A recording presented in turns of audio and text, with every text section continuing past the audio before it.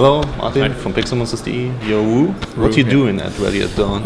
I'm the CEO of the company and the creative director on the Odd 1886. Some games have a pretty large gap between cinematics. You have a really cinematic heavy game.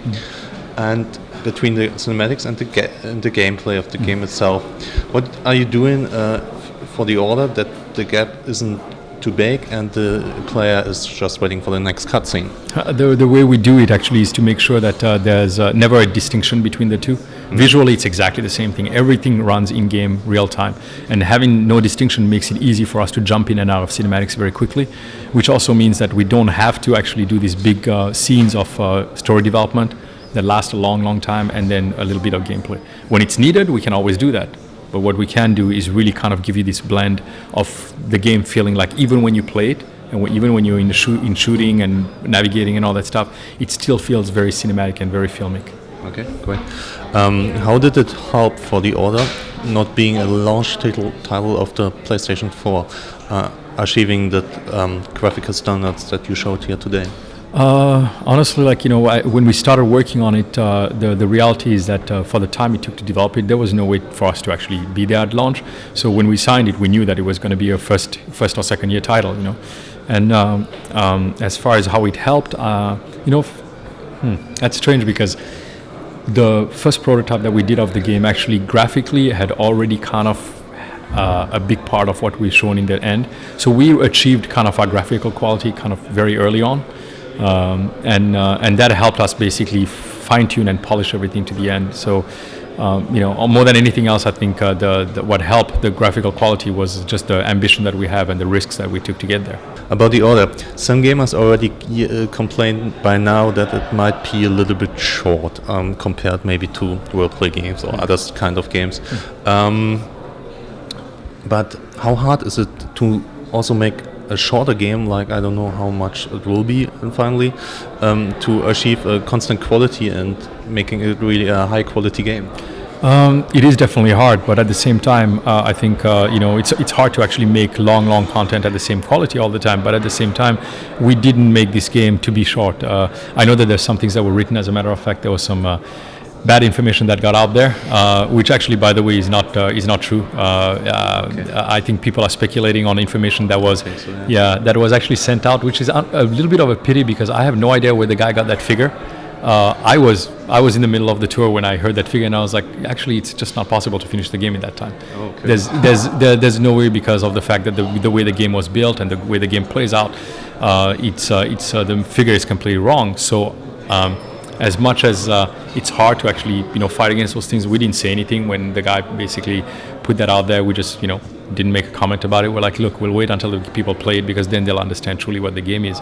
But you can expect that the game is going to be the length of a single-player game like that you expect out of, a AAA game.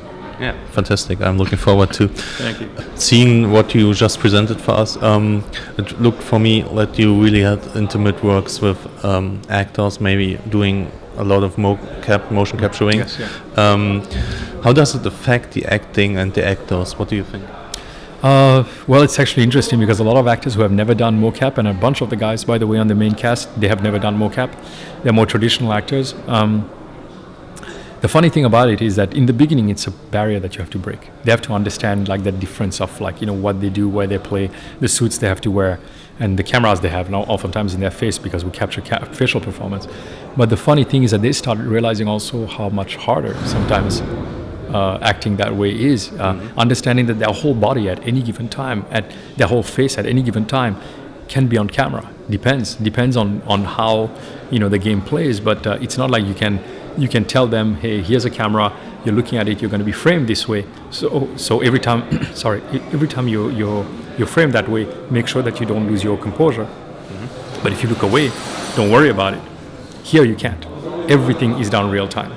So every performance actually could be on camera at one point or the other, depending on what camera we choose. For the fantastic cinematic cutscenes and also for the in-game sequences. You have some pretty strong voice acting. Are there any famous persons casted? Yeah, actually, so there are a few people who have done quite a bit of work actually in games and on other things as well, on movies as well. Actually, we're very close to talking about those guys.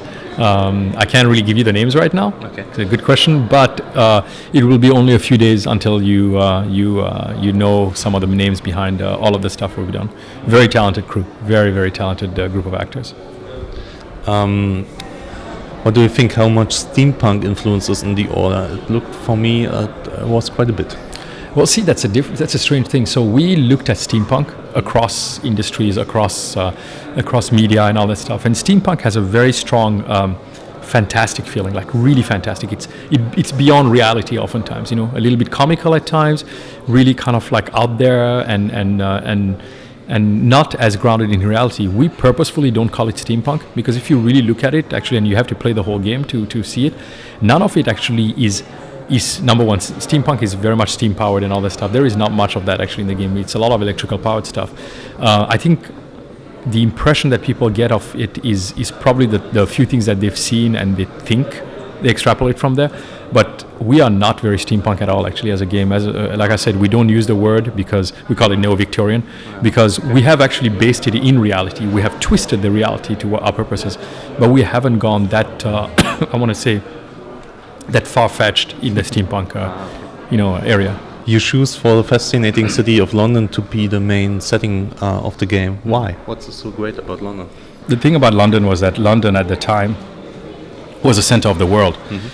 In so many ways, because so much happened around the British Kingdom, the monarchy. And for us, it was the perfect blend of reality, a mix of people that were basically living at the time, that could be infused into the whole ecosystem, and the fact that Victorian-era London is this place that was never explored well in games. We thought that we could do it justice, we could do something very different, and do something that people would gravitate towards and find interesting.